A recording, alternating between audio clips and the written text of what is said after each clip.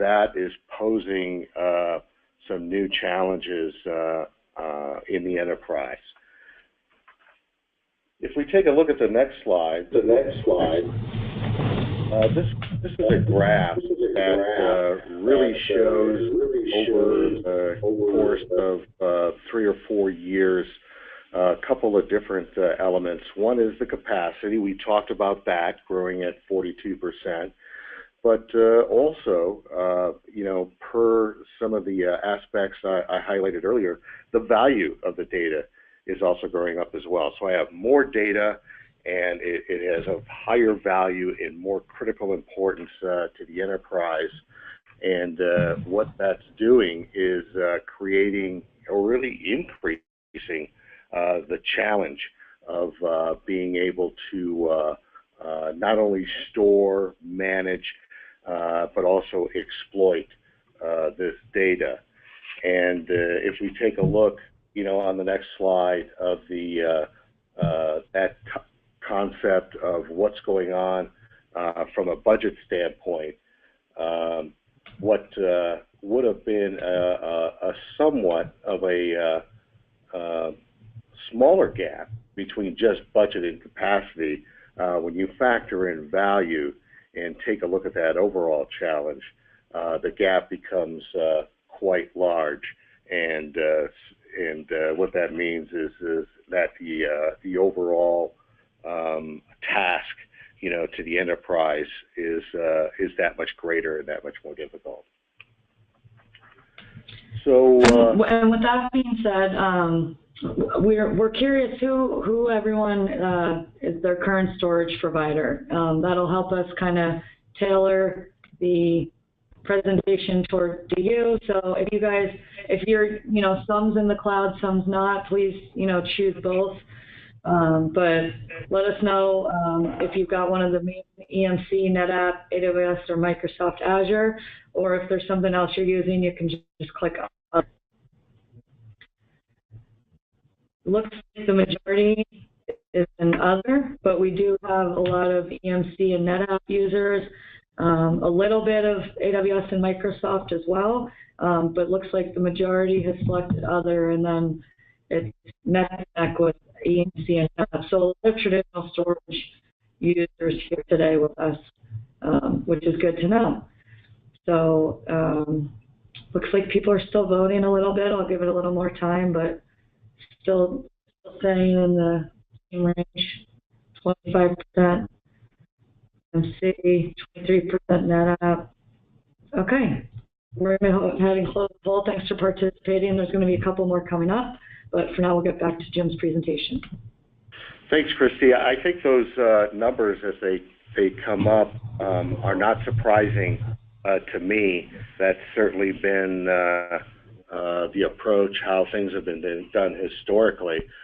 And I'll actually kind of speak to that some now. Is you know, when we take a look at that growth and how that's been addressed in the past, is by using those, you know, those traditional storage vendors, those incumbents that have been on site.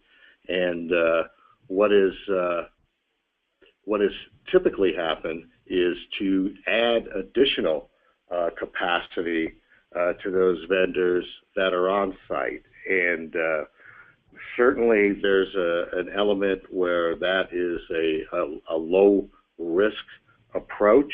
You know, those products I'm sure have met, you know, the performance, the availability, and you know, the feature set with things like snapshots, etc., to meet all the needs of the enterprise. So there's certainly, that's been probably an easier path and one that's again lower in risk. But the problem with that approach is that it's really expensive. You know, that storage is built on proprietary software and hardware, and it certainly is at a rate that is really going to strain the kind of budget where you have little or no growth. On top of that is the fact that when that storage reaches an age of somewhere around 3 years, in order to take advantage of the very latest features and the latest in performance, it requires a refresh. And during that refresh, what that means is bringing in yet new storage, and a migration has to occur from the legacy original storage to the new. That requires a lot of administrative effort, and also there's a duplicity of storage at the same time. So you're actually, for some period of time, actually doubling your CapEx costs. And probably even more impactful is that this is a CapEx model, and what I mean by that is you actually have to pay for storage in advance for what is likely going to be over the next 3 years. And that process starts by a very labor-intensive effort in identifying how much storage is going to be needed, what kind, and what kind of performance I'm going to need. And it's at best a crapshoot in identifying what the needs are before making that investment. And there's an old adage in the storage industry is, I hope I bought enough storage, or I hope I grow into it. And the net of that is it's very unlikely that you made the exact correct choice. Also, it's not just about how much storage you buy, but what kind.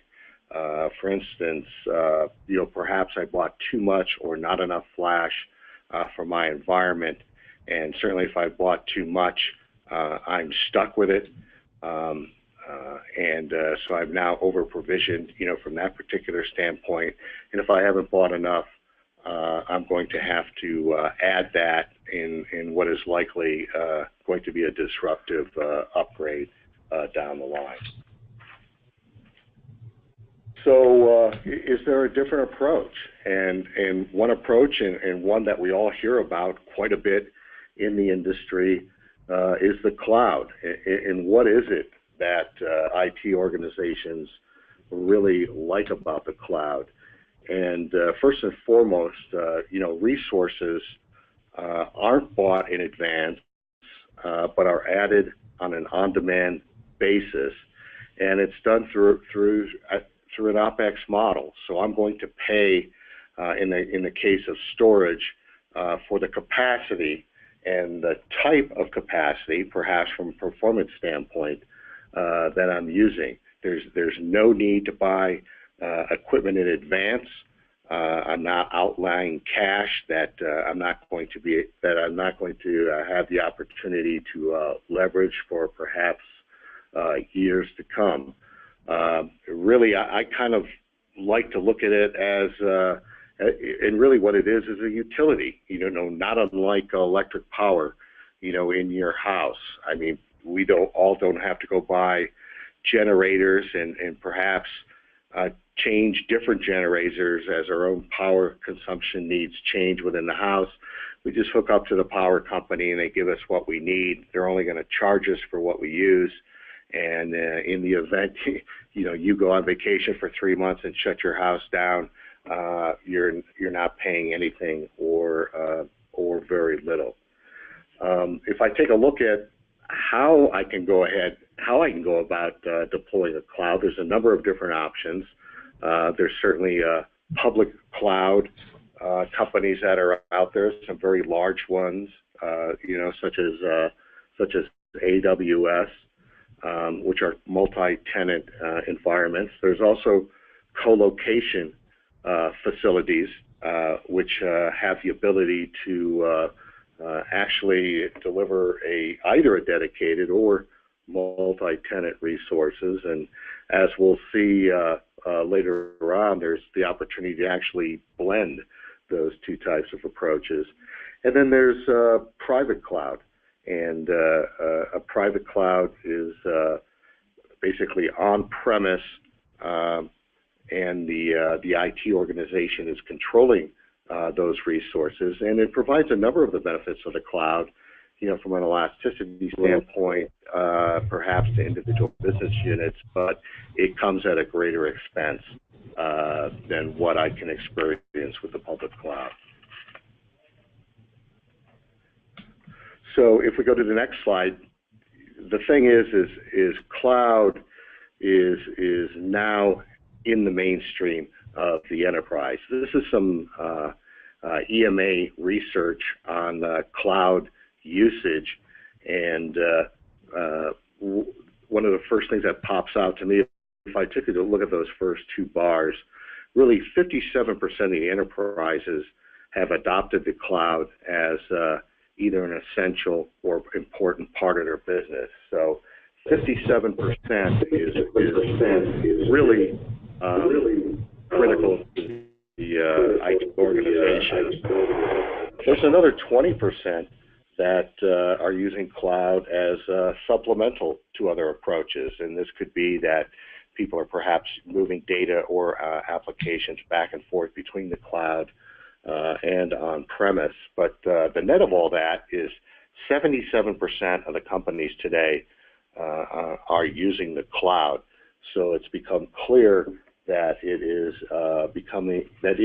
a mainstream and common approach to addressing those issues that I identified earlier with CapEx. So what are a couple of use cases for storage as a service? And storage as a service is really using storage element of the cloud as opposed to compute. If we take a look at some of the traditional use cases, the first, as a secondary storage vehicle, data backup and archive, or primarily the first use cases and are very popular, and you find most companies or many companies using an on-site copy for quick response to outages in the event that perhaps a system or individual file has been lost on site. But they're using a remote cloud, for DR capabilities in the event that the entire site doesn't become available. Also, companies are using development and testing of new applications out on the cloud. It's an easy way to go experiment and do that and make the right tuning and adjustments. And if they are going to bring that application back on site, they've now got it well characterized without having to make any investments. But on top of that, primary storage or primary applications are now making their way into the benefit of the cloud. And really, if you take a look at primary applications and primary storage, they have a lot more. They're a lot more dynamic in nature, and that being dynamic in nature is really able to leverage that elastic and flexible aspect of the cloud better, probably, than any other use case. There's a couple of things, to be cognizant of. You want to look at a solution that's first off going to provide the latency that you're going to need. And Kevin, I know you're on the line here. Is there a particular approach that could perhaps address the latency of a cloud from a compute standpoint that you can think of? Yeah, actually, that's the common question that comes up. When you're attaching storage to a cloud service provider, one of the key things, and I'll talk about it when I get into a couple of slides that are coming up, one of the key things to do is make sure that the storage that you're attaching, as an example, to AWS or Microsoft Azure, are connected via the low latency interconnects that they provide. So typically, if you're using compute at AWS, you put the storage in a co-location facility directly next to AWS's data center, and using their low latency interconnect, it's as if the storage is sitting in the same rack as your compute. So that's the best way to solve the problem of latency issue between the storage and the application if you're using compute in the cloud. Now, if your compute is on site, the challenge is getting the data from the cloud to your compute on site. And the best solution for that is to consider an on-premise solution, which you mentioned here for compliance. On-premise is common for both compliance and performance reasons. If you have a compliance issue where you just can't put your data in the cloud, then having your data on-premise but still using a storage as a service option is a great solution. And again, for the performance reasons, if your compute is on site, backup to the cloud is good, archive to the cloud is good, but for primary applications, you'd want your storage on site as well. Oh, great. Well, I look forward to hearing a little bit more about that in your part of the presentation. A couple of other things to be cognizant of. Number one is you want to make sure whatever solution that you're using is really has a very robust encryption capability. You certainly want to maximize security. I mean, security is important for all data, but when you're talking about primary mission-critical applications, it becomes even more of a requirement. And also, there are certain types of data that, because of compliance or perhaps security reasons, don't allow for an off-premise storage. So looking for a solution that not only provides an off-site storage as a service or cloud storage capability, but also one that is on-premise as well. And that may sound like conflicting capabilities at first, but I think Kevin's going to help us later on understand how that's an option with Zadora. And finally, a lot of other approaches in the private cloud, it is able to provide a number of the options that we can see on-site, but being able to use both private and public cloud in a hybrid approach, you know, is a situation where and I think importantly is some people, when they think of the cloud, they think of, boy, I'm either going to move everything to the cloud or I'm going to keep everything on premise. And, you know, based on that hybrid approach, it doesn't have to be an all or nothing. You can move data to the cloud, you know, as it makes sense. And perhaps, you know, if a particular application, a use case, doesn't lend itself well to that cloud, you can always move it back to on-premise. But that also gives people an approach to kind of get their feet wet, get an idea of how operationally it's going to work, and then over time, take a look at migrating more data over to the cloud as is possible.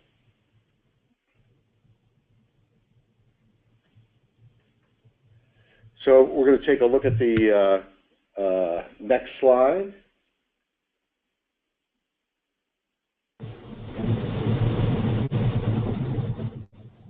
And Christy, I have a technical point towards the next slide. Are you seeing the graph, Jim? Yes. Okay. Did you want me to move on? Nope. I want you to keep it. I've just had a little technical problem on my computer here, but I want to talk about this graph a bit. And you know, there are a lot of studies that are being conducted in what is happening from a consumption standpoint currently and into the future on traditional enterprise storage CapEx. That's that approach we spoke of earlier. And then both public cloud, which is completely OpEx, and private cloud, which can have some element of CapEx, but also, as we'll learn, an OpEx element as well. And I think the numbers on this particular slide are not important, as we look at, 2016. But what's clear is the trend. We're going to see a decline in the amount of traditional enterprise CapEx-based storage. And what this means is that your competitors are going to be taking this approach, and anyone that takes this approach and leverages the OpEx model is certainly going to be able to better meet that challenge of both an increase of data and further increase in value of that data.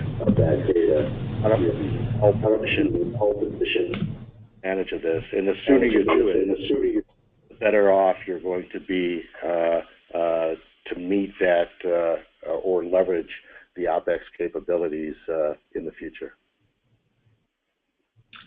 So now that we've seen where the industry is kind of headed, we're curious how you guys are all currently deploying your storage. So we're going to launch a poll here, and if you could let us know if you're deploying it in the public cloud, your own private cloud, if you've got it on-premise, or if you're kind of doing, a mixture of it with the hybrid solution we talked about.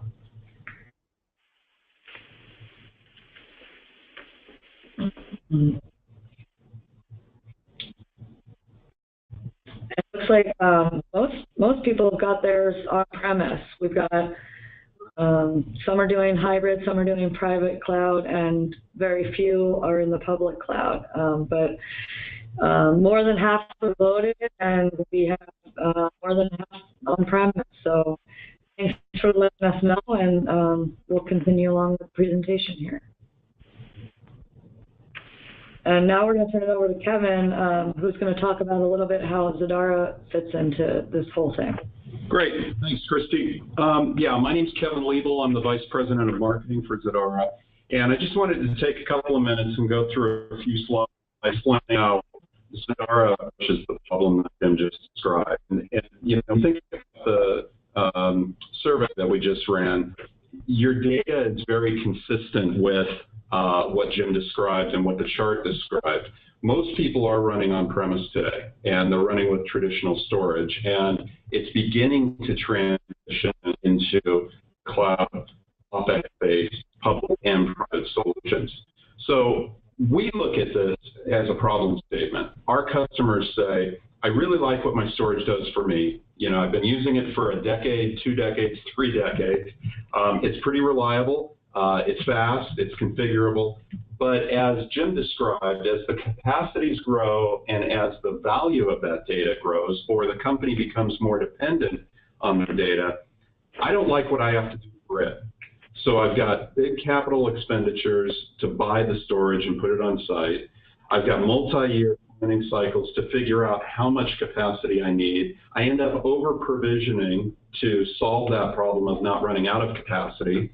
I've got day-to-day maintenance, and then I've got to do this again every 3 to 5 years.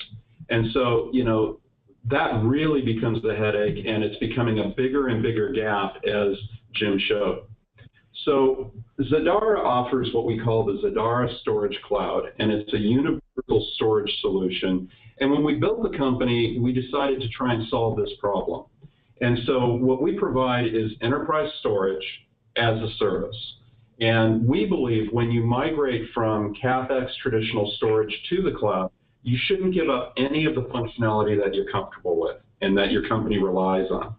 And that's important to understand because there's a lot of storage vendors in the cloud, but many of them cause you to give up some of the functionality that your company relies on. So our approach is full enterprise class feature set. It's pure OpEx. It's completely managed and monitored by our employees, so we monitor it. We make sure that if any problem arises, it's dealt with in the background to simplify the management for you. It's pay-as-you-go, so as Jim described, it's a utility essentially. You can scale up, you can scale down, and in multiple directions, or multiple parameters. So you can increase or decrease your performance as needed. You can increase or decrease your capacity as needed. You can change the number of disk drives and the type of disk drives, SAS, SATA, SSDs. So the personality of the storage, if you will, can change in any direction on the fly. You pay as you go based on consumption, and it's in any location, any data type, any protocol. And so we have the same solution whether it's in the cloud or on-premise.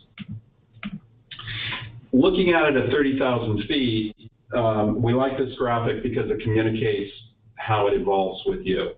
It can be any location, so it can be in that data center, behind your four walls, protecting you from compliance issues or security issues.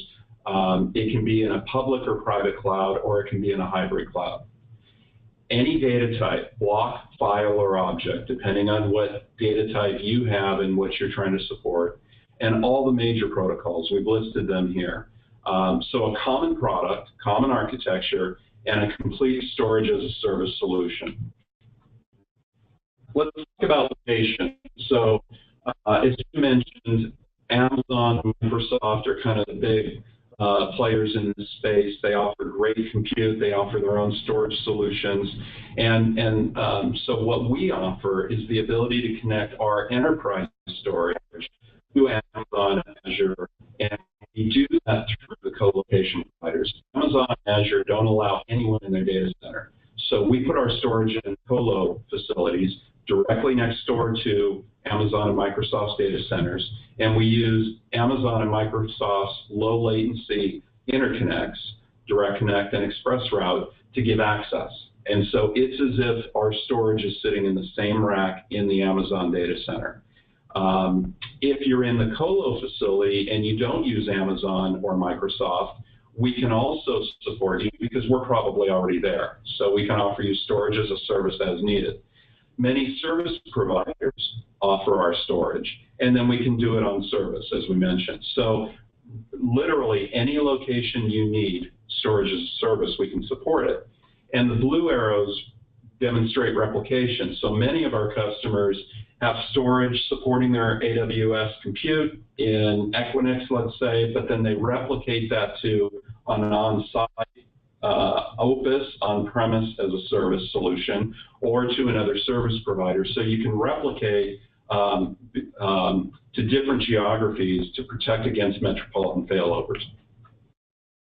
I talked about the enterprise storage features. I'm not going to go through these in detail. You can read it.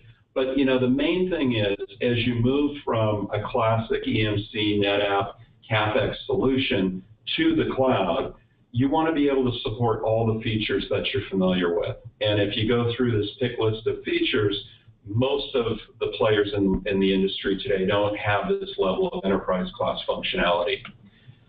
Also, in terms of data protection, snapshots, clones, mirroring, online volume migration, all of these features that you're familiar with and you're probably using today are available with our products in the cloud. So from a provisioning standpoint, this slide is important because it shows how simple it is to set up an enterprise storage array in the cloud. These are the actual screenshots of the configurator, and you go in and you pick your service provider. So we picked Amazon here. And then you pick your region over on the right side. If you're using protection zones, you can turn those on. You pick your engine, and the engine is essentially dictating the performance. It's like picking the RAID array level in a traditional storage system. We have a question, Kevin, Yeah. and I think it's appropriate to bring it up now. Someone was wondering, with the Zadora solution, is the network cost to read and write data to the cloud an additional cost? Do you offer data dispersal to multiple locations, and does this create additional network costs? Well, it depends on the configuration. So what you may be talking about is the Express Route or Direct Connect, and that would be an additional charge. A great question. What we should probably do is kind of take it offline. and talk about your configuration and how you'd architect it. But in general, we don't provide the network connection. That's something that would be separate. Hopefully that answers the question. Go ahead. So as you're configuring it, you're configuring the array much like you would if you were purchasing an array online. You pick the RAID level, you pick the amount of RAM, you pick the type of drive, SAS, SATA, SSDs, and the quantity of drives. And that's important for storage administrators who have been doing this for a while. They understand that the size of drive, the type of drive, and the number of drives will have a big impact on performance. And certainly as you're going through HDDs and SSDs. And then we have additional services that we can turn on, like the support for Docker containers or backup to S3 compatible storage. And as you do this and configure it, over on the right, it's calculating your cost as you go. And you hit submit, and within minutes, the array configures itself, and you have access to it. So on the back end, let me kind of describe what it looks like. And I won't go into detail here, but what we've done is we've configured 2 VPSAs. If you look at the top one, we're representing that in green. The important takeaways here, there's 2 that I'd like you to take away from this slide. One is the redundancy and lack of single point of failure. So you have active cores and standby cores up at the top that you configure. You've got multiple storage nodes in the middle above the disk drives, and then you've got multiple disk drives that are protected by RAID. So there's literally no single point of failure, and that's the beauty of software-defined storage. We architect it so that anything can fail, and you can easily and gracefully recover. So the lack of single points of failure are important, and the redundancy is important. The other important element on this slide is the fact that all the resources are taken from a common pool, so you get the benefits of multi-tenancy, but when you allocate the resources, they're isolated to your VPSA. So the cores at the top are your cores. They're not shared by any other user, any other VPSA, any other application. The disk drives are taken out of the pool and assigned to you uniquely. We don't spread your data and someone else's data on the same disk drive. That's important for both security reasons, but also the noisy neighbor issue. We don't want VPSA 1 who's doing significant analytic analysis hitting those drives really hard to impact the performance of VPSA 2. So we eliminate the noisy neighbor problem by isolating resources per VPSA. Now, you add object storage. So VPSA is both block and file. Our object storage solution, Zios, is pulling from the same pool. And so we wanted to demonstrate that here. You're getting, again, the same benefits of multi-tenancy, the economic benefits, but when you allocate those resources to object storage, they're also isolated. So your object storage is not impacting the performance of your block and file. All of the resources are isolated. And if you guys are interested in learning more about the Zios object storage that we offer, there's a data sheet available for download in the handout. So take a look at that. And at this point, Jim, I'll turn it back to you to talk about best practices. Hey, thanks very much for that overview, Kevin. That certainly looks to address a lot of the the situation and the challenges that we highlighted earlier. So I would like to talk about some best practices because, as I mentioned earlier, it isn't an all or nothing approach that has to be taken with the cloud. One of the first things you want to do, or any enterprise wants to do, is take a good look at that the moving a particular data for a particular application to the cloud is the right thing to do. And there are a number of different things to look at, one of which is cost. I know, one of the things that comes up quite often, as a value proposition relative to cloud is lower costs, but it's possible that that's not always the case, especially across different vendors. You want to take a look at what that cost is going to be to move over to cloud based on the licensing for a particular vendor. A lot of vendors have very different licensing models. Certainly, it makes a difference how often you want to move data. For instance, there can be little or no charge moving into the cloud, but a fair amount of cost in moving out. So you do want to be cognizant on the cost end.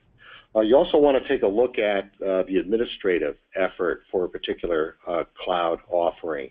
How much, not only in the movement of data, but the retention of administrative responsibilities to the enterprise.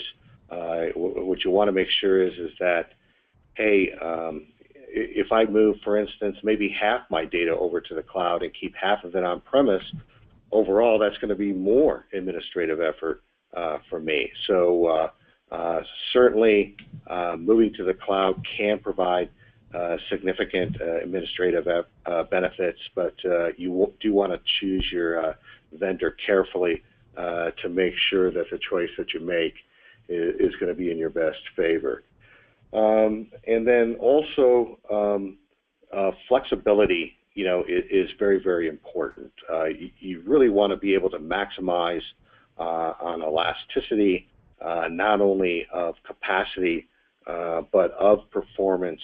And depending on the dynamic nature of your business, you want to make sure that there's enough flexible configure options out there in the cloud to meet your needs. Also,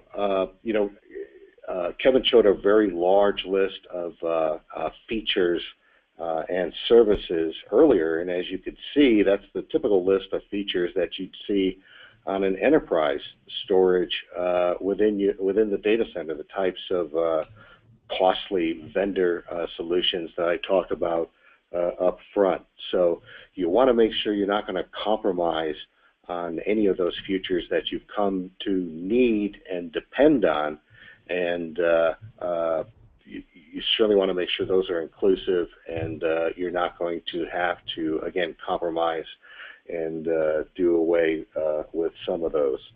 And then also, you want to make sure that there is little or preferentially no application changes. If you're moving your data to the cloud, that can be quite difficult, from an administrative effort if you have to do that. And there's also an element of risk with that as well. You may have to do quite a bit of testing to make sure if you did make some application changes that you did not introduce or cause any problems. Look for an on-premise option. I talked earlier about things such as security and compliance, as being a couple of reasons why you'd want to have data on-premise. And the beauty really of an approach such as Zadora is you do have that capability to have storage on-site, but still not to have any upfront CapEx costs, and be able to consume that storage in an OpEx fashion and actually change it, modify it as required to meet needs. And again, as I had hinted at earlier, this is not an all or nothing proposition. You do want to move what makes sense. Many folks have started off with a DR, data backup and archive approach, have added test dev and the testing of new applications, and then have gone into production primary type applications as well. So you can do that. You can stage it over time. It becomes less of an effort to be able to do it that way. I think it's lower risk, and you have the opportunity to gain experience and leverage that experience as you move additional data over to the cloud later. So now I'd like to talk about... Well, Go as ahead, we Chris. approach the top of the hour here, I want to make sure that Stephen gets his question answered, and he's referencing the graph from before, so I'm just going to bring that back up on the screen here. And his question is, does the 2023 trend align with the categorization of the data that goes to the cloud versus what stays in the traditional CapEx storage? The answer to that question is yes. There's three elements to that: CapEx, private cloud, and public cloud. And so it's possible that some portion of that private cloud could still be CapEx, but it will be private cloud. And with solutions such as Zadora's that allow you to actually deploy an OpEx model, it removes that CapEx requirement for a private cloud. Hey, Stephen, this is Kevin Liebel. If you are interested, we could point you to the report that this chart came from, and it describes in pretty good detail how the numbers were generated. So if you want to reach out to me, my email address is kevin@zadarastorage.com, and I can point you to that report. And we have another question that came up, Zadora Focus. So Kevin, this would be for you. Regarding the admin-related costs, does the Zadora solution provider automate rules-based optimization? As an example, moving cold data to the lower-cost cloud object storage platforms. We can do that. There are ways of automating some of it, and then you can certainly do it manually. There are a number of tiers that we can create as well, because you can create tiers through our storage solutions. We can also use, we have a product called Backup to S3, which backs up the data to S3 compatible storage. And so many of our customers will have primary storage on Zadora, use the B2S3 option to move the data to S3 compatible storage. And in the case of Amazon, for example, they have a tier that moves the data to Glacier. So you could do that either through automated methodologies or manually. Great. And Stephen, I just sent you Kevin's email address in a message so that if you have follow-up questions, he can be reached here. So the last poll we have here is what are you currently using your storage for? So I'm going to launch the poll. Are you using it for primary, secondary, or backup? So just curious how everyone is using their storage right now, and let us know. And while that poll's going, I see another question come in about chargeback capabilities, and that's a great question that I didn't touch on. Yes, we do support chargeback. The use case, let me give you a really good one. We have a number of customers in higher education, and so they've deployed storage in a central environment that supports all of their colleges, but where in the past they had a large storage array and they charged each of the departments a flat percentage. Now what they're doing is using Zadora to charge each department based on the actual usage. And so you could deploy that within your organization, charge each of your departments based on actual usage rather than just a flat percentage and allocate the cost across all the departments. Great. Good question. And so it looks, just so Jim and Kevin get the results, we're at 57% primary storage, and then falling right behind that, 43% backup and archive, and the rest secondary storage. So I'll turn it back over to the guys to summarize the presentation. Yeah, this is Jim. I think that combination of secondary storage and backup and archive certainly makes sense with what we talked about earlier, as those being the primary initial use cases. but it's good to see that there's a fair amount, 57%, being used as primary storage. And I think that harkens back to that graph, that EMA graph that we showed earlier of it was right about 57% of the folks, cloud was actually completely integrated or very important in their day-to-day operations. So almost a perfect match there. So hey, I would like to summarize based on what I talked about earlier and what Kevin had to say about Zadora is first off, it's clear that with the overall challenge, the combination of value and growth, that using solely a CapEx model going forward is not sustainable, especially with a budget that is flat or at best increasing very modestly. Another thing that the CapEx is difficult at solving is, IT is faced with a lot of challenge to be able to respond quickly to different business organizations to roll out new applications. And the cloud gives one IT an opportunity to really meet those near-term demands without having individual business units go outside IT to grab their own cloud services. The cloud can be an ideal solution. The elasticity, the scale, the cost benefits, but you again do have to be cognizant that what you're going to use it for and the solution that you choose is going to meet all your requirements. One of the things that actually can make that an easier deployment is the Zadora approach.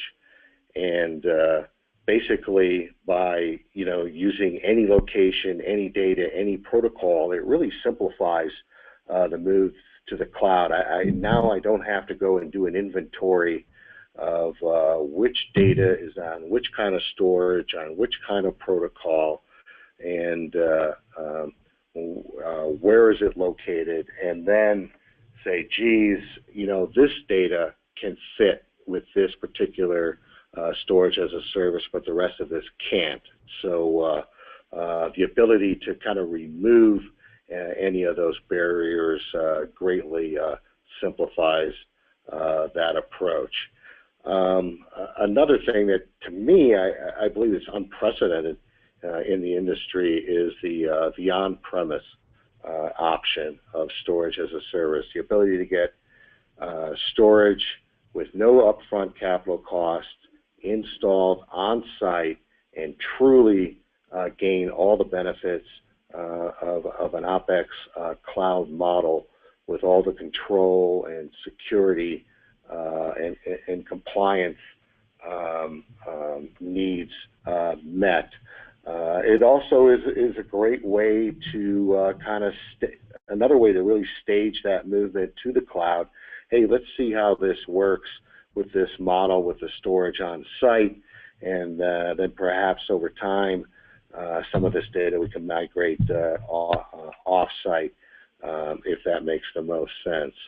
And so basically, honestly, what Zadora does is it takes what's best about the cloud, but it removes any of the compromises or the complexity that can be associated with that, and delivers a cost-effective, flexible solution for IT to use. So that's certainly my take on Zadora. And Kevin, I'm not sure if you'd like to add anything else to that to summarize here. No, I think that's great. I think you summarized well. Why don't we turn it over to Christy, and we'll do the final poll, and then I notice there's a couple of questions, and we can chat. Yeah, so thanks for joining us today. We've got a few different pieces of collateral in the handout section. One of them is this white paper, The Value of OpEx-Based Storage as a Service. So if you enjoyed this presentation, it's definitely a great white paper for you to go ahead and download and read. We've also got some case studies up there, one in the education market and a couple others.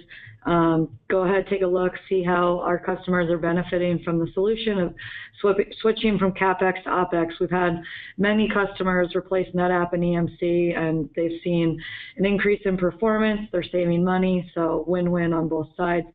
Like I said, the Zios data sheet is in there explaining our object storage, which is newly launched this year, and then another white paper about getting great performance in the cloud. So if you're one of those people that are, considering the cloud, you've got a little in the cloud, this is a good white paper for you to read and understand the benefits and what you could be doing. With that, is there any more questions? I think we have a couple. Kevin, do you want to answer some of these? Yeah. I noticed a couple of questions about data encryption. Jim mentioned it in his slides, the importance of data encryption, and I'll touch on that very briefly, and then feel free to reach out to us after the fact. We do support data encryption both at rest and in flight. They are customer-owned keys, so you own the keys, we don't own the keys. That's important because no one can access the keys other than you. And that's fairly unique. So if you have further questions about encryption, we'd love to follow up with you. Someone asked a question about our upcoming summit. And yes, we are having a summit. It's the week of November 14th. Feel free to go to the website. There's information under the events page. You don't have to be a customer. It's open to the public, and you can register online. Yeah, and we have some promo codes. So if you guys are interested in coming, send us an email and we'll work with you on that. But that does it for today. Thanks again for joining us, and hope to see you again soon. Thanks, Christy. Thank you, Jim.